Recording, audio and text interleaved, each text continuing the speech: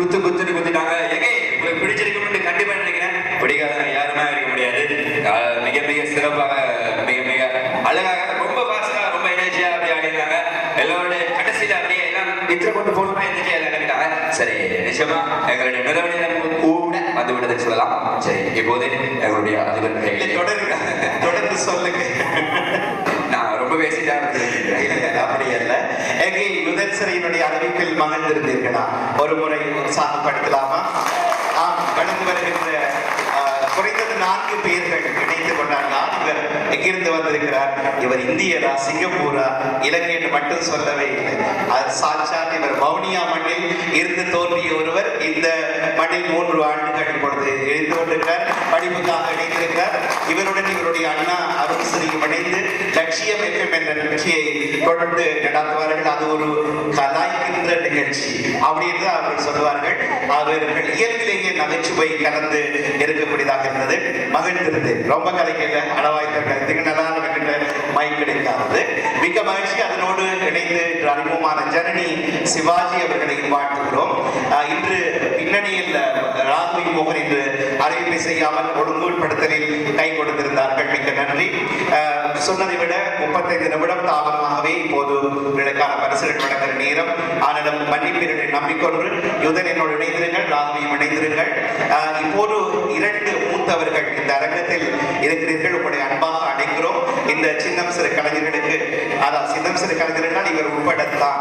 காரணம் எல்லோருமே வளரும் குழந்தைகள் தானே. ஆகவே எல்லாருமே குழந்தைகள் தான். எங்களுடைய ஆசைகளை நிறைவேற்றுவதற்கு நான் 26 வயசு வரைக்கும் தேடி எத்தனையோ பேருக்கு சந்தர்ப்பம் கேட்டு, நீ கருப்பு, நீ கட்டை, நீ குண்டு, அப்ப குண்டு சரியா, கலைக்க குரல் வராது, அம்மா கலைஞரா, அப்பா படிச்சவரா, அப்படி எல்லாம் கேட்டு இந்த பிபிசியில் அந்த காலத்தில் பொறுப்பா இருந்தவர்கள் கூட அங்கிருந்து ஊஸ்டர் பார்க்கு வந்து கடைசியா சீனி வாங்கி கொடுத்துட்டு திருப்பி ஈஸ்டர் போற காலங்கள் இந்த நாட்டில் உண்டு. 18 வயதில் இங்கே வந்திருந்தேன். அன்றிலிருந்து சந்தர்ப்பம் கிடைக்கவில்லை. முதலாக சன்ரைஸ் தமிழ் ஒலிபரப்பு டாக்டர் நித்யானந்தன் அவர்கள் அந்த 1 மணி நேரம் ஆரம்பித்த போது காசு இல்லாமல் வேலை செய்வதற்கு ஆள் தேடிய பொழுது அடியேன் கிடைத்தேன். 25 ஆண்டுகள் இன்று வரைக்கும் எனக்கு ஊடகத்தில் சம்பளம் இல்லை.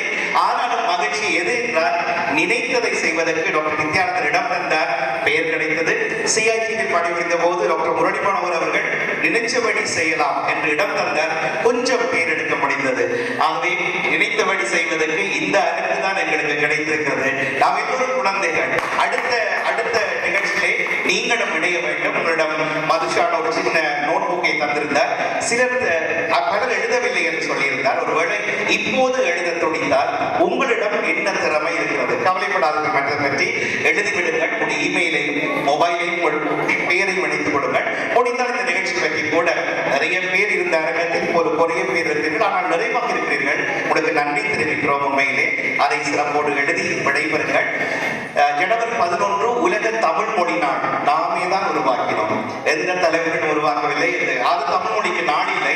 7 ஆண்டுகளுக்கு முன்னம் சர்ச்சையில் குழம்பிய போது பொங்கல் தமிழர் நாடா அல்லது சித்திரை வருஷம் தமிழர் நாடா, எல்லாமே நாள் நட்சத்திரம் தேதி எல்லாம் பார்த்துதான் கொண்டாடி சமயத்துக்குள் வெடித்து விட்டார்கள்.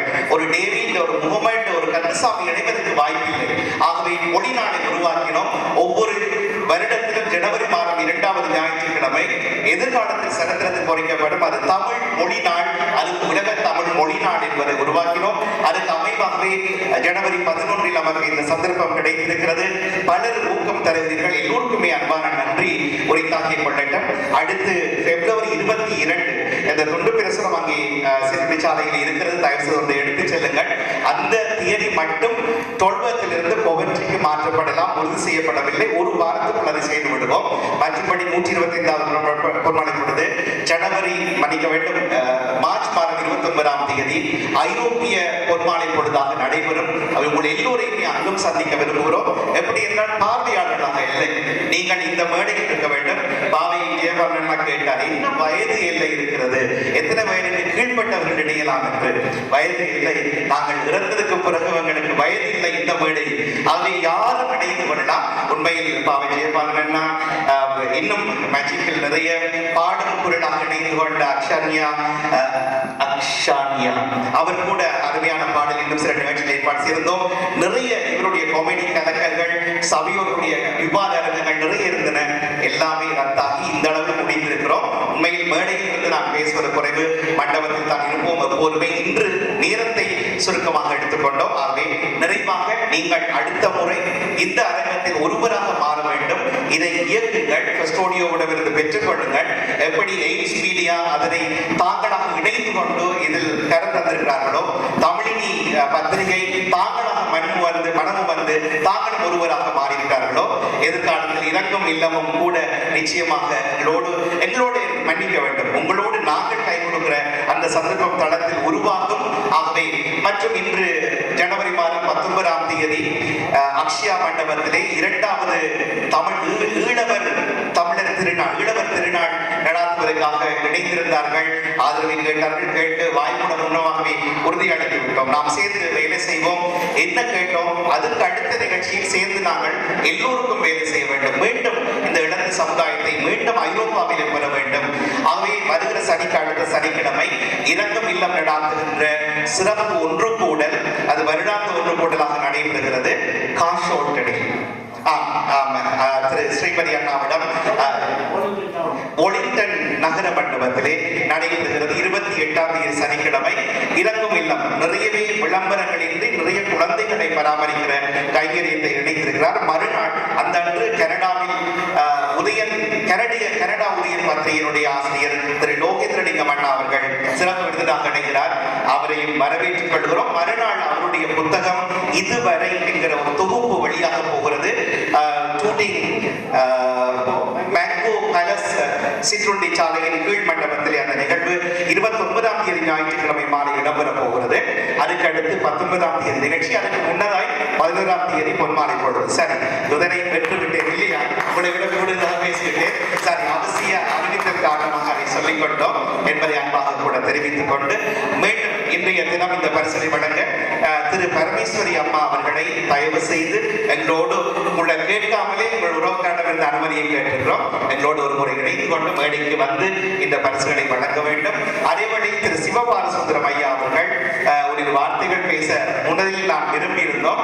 அவர் கௌரிக்குமார் அவர்களுடைய அன்பு தகப்பனர், அவரையும் அன்பாக மேடைக்கு வருமாறு கேட்டுக்கொள்கிறோம். இந்த பரிசுகளை வழங்குவதற்கு எய்ம்ஸ் மீடியா முழுவதுமான ஆதரவு கருத்தை கொடுத்திருக்கிறாங்க.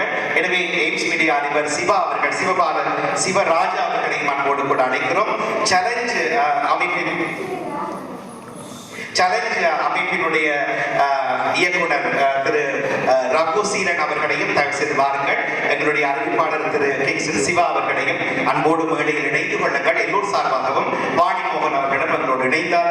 மலேசியாவில் இருக்கும் அவர் தான் எங்களை இயக்குபவர்.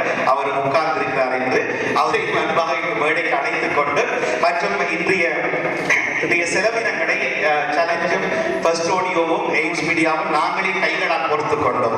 இந்த மண்டபத்தின் வாடகை பெரியது, ஆனாலும் பரவாயில்லை. அது ஈடுகட்ட சிற்றுண்டி சாலையை எய்ம்ஸ் மீடியாவின் அதிபர் தானே நேற்றிரவு முடிவெடுத்து விட்டு சரி சிறிய ஒரு உதவி உங்களிடமிருந்து கிடைக்குமானால் சந்தோஷம் என்று சொன்னார்.